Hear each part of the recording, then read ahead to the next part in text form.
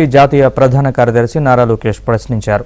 శంఖారావం పర్యటనలో భాగంగా శ్రీకాకుళం జిల్లా నరసన్నపేట, శ్రీకాకుళం, ఆముదాల వలసలో నిర్వహించిన బహిరంగ సభలో లోకేష్ పాల్గొన్నారు. వేల కోట్ల ఆస్తులున్న జగన్ నిరుపేద ఎలా అవుతాడని ప్రశ్నించారు. 3 రాజధానుల పేరుతో రాష్ట్రాన్ని 3 ముక్కలు ఆటాడాడని లోకేష్ విమర్శించారు. వైసీపీ ఓటమి ఖాయమని సొంత పార్టీ నేతలే చెబుతున్నారని లోకేష్ వెల్లడించారు. గేట్లు బద్దలగొట్టే బాధ్యత మనందరి పైన ఉంది. ఈ రోజు ఈ ప్రభుత్వం చూస్తుంటే నాకు ఒక విషయం అర్థమైంది. జగన్ పని అయిపోయింది.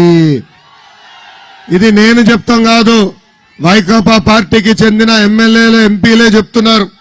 ఎన్నికల ముందల 25 ఎంపీలు గెలిపించండి, ఢిల్లీ మెడ వంచి ప్రత్యేక హోదా తీసుకొస్తా అన్నారు.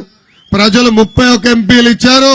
ఆ 31 ఎంపీలు తీసుకెళ్లి కేసుల మాఫీ కోసం కేంద్ర ప్రభుత్వానికి తాకట్టు పెట్టిన వ్యక్తి ఈ జగన్.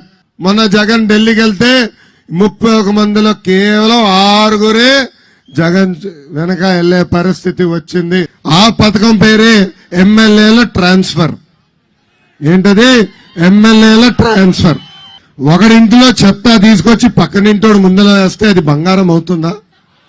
అలాంటిది ముఖ్యమంత్రి గారే, ఈ జగనే ఈ ఎమ్మెల్యే చెత్త, కానీ ఈ నియోజకవర్గంలో కాదు పక్క నియోజకవర్గంలో పెడితే బంగారం అయిపోతాడంట.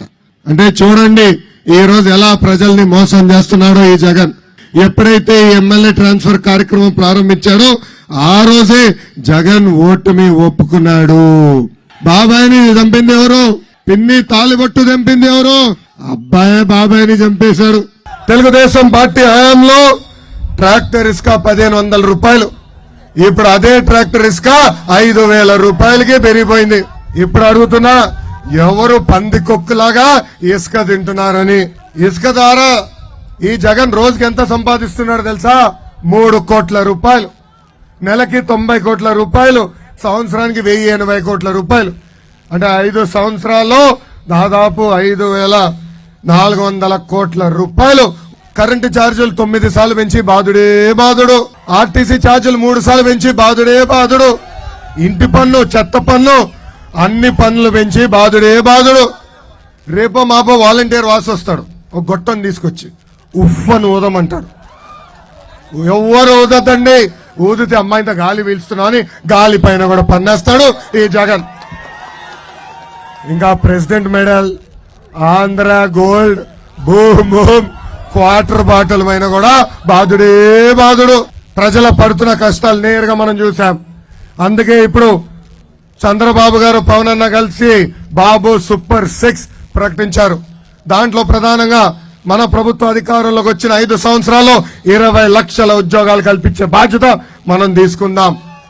అంతేకాదు ఉద్యోగం వచ్చేదానికి కొంచెం సమయం పడితే ప్రతి నిరుద్యోగ యువకులకి ప్రతి నెల 3000 రూపాయలు నిరుద్యోగ భృతి కూడా మనం ఇవ్వబోతున్నాం.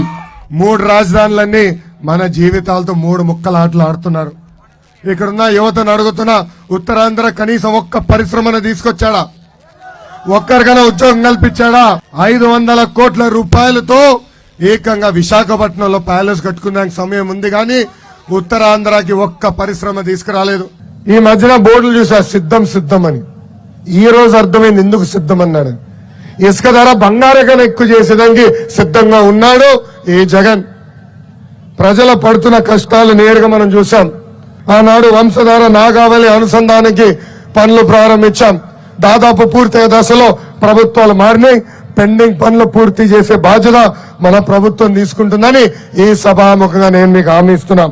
ఈ దమాబుస్ ఎమ్మెల్యేని అడుగుతున్నా, అదే అన్న ఎన్టీఆర్ కూతుర్ని శాసనసభ సాక్షిగా అవమానిస్తే అసలు నువ్వు పీకిందేంటి, చేసిందేంటని సభాముఖంగా నేను అడుగుతున్నా.